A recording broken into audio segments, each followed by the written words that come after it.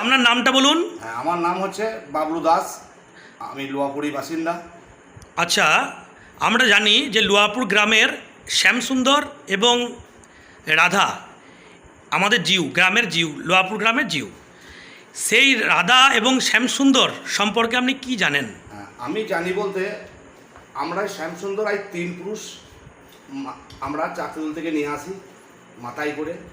আমার দাদু কার্তিক দাস ছিলেন, তারই পুত্র ছিল বিমল দাস, তারই ছেলে আমি বাবলু দাস। আমরা ওই শ্যামসুন্দরকে চাকরিদুল থেকে মাথায় করে নিয়ে আসি। আমাদের একটা পালা হয়, সেই পালা হচ্ছে 1.5 মাস 1 মাস পর পর। এখানে আমাদের 9 মাস এখানে থাকে আর 3 মাস থাকে চাকরিদুলে।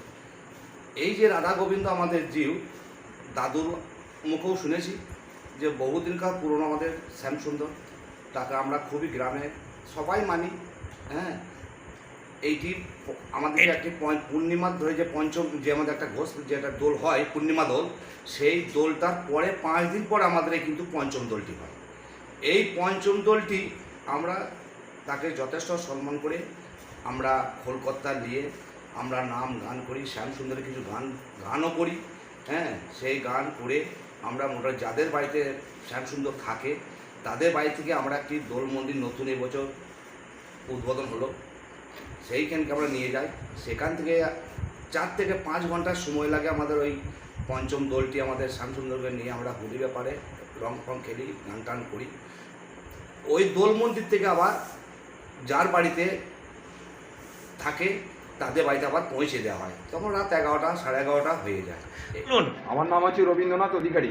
আপনি কি শ্যামসুন্দরের সেবায়িত? হ্যাঁ, আমি শ্যামসুন্দরের সেবায়িত। আমরা মোট আছি আপনার 8 ঘর, আমরা দোলের সেবায়িত আছি 8 ঘর। আচ্ছা, আমাদের লোহাপুর গ্রামে একটা ঐতিহ্য আছে যেটা হচ্ছে পঞ্চম দোল।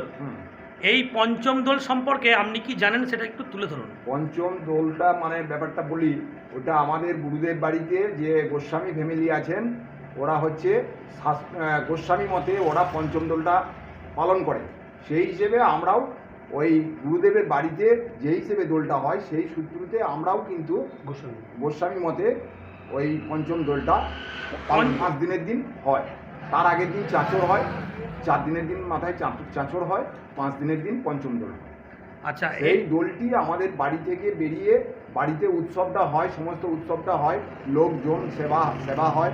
হ্যাঁ, সেই দোলটি আবার আমাদের বাড়ি থেকে ওই প্রভুকে নিয়ে আমরা দোল মন্দিরে নাচতে নাচতে খোলকত্তাল বাজিয়ে আমরা যাই। তারপরে ওই দোল মন্দিরে যেয়ে নাম সংকীর্তন বা ভোগ রাগ যাবতীয় ওই দোল মন্দিরে হওয়ার পর ওখান থেকে আমরা আমাদের বাড়িতে আবার ফের আসি, আবার বাড়িতে এসে আবার ভোগরাগ যাবতীয় সমস্ত কিছু আচ্ছা, হয়ে এই যে পঞ্চম দোলটা হয় এখানে রং খেলা হয় না আবির খেলা হয়? না আবির খেলা হয়। আমাদের এখানে রঙের কোনো বছরের পর বছর ধরে, বলা যায় যুগ যুগ ধরে কিন্তু লোয়াপুর গ্রামে পঞ্চম দোল অনুষ্ঠিত হয়।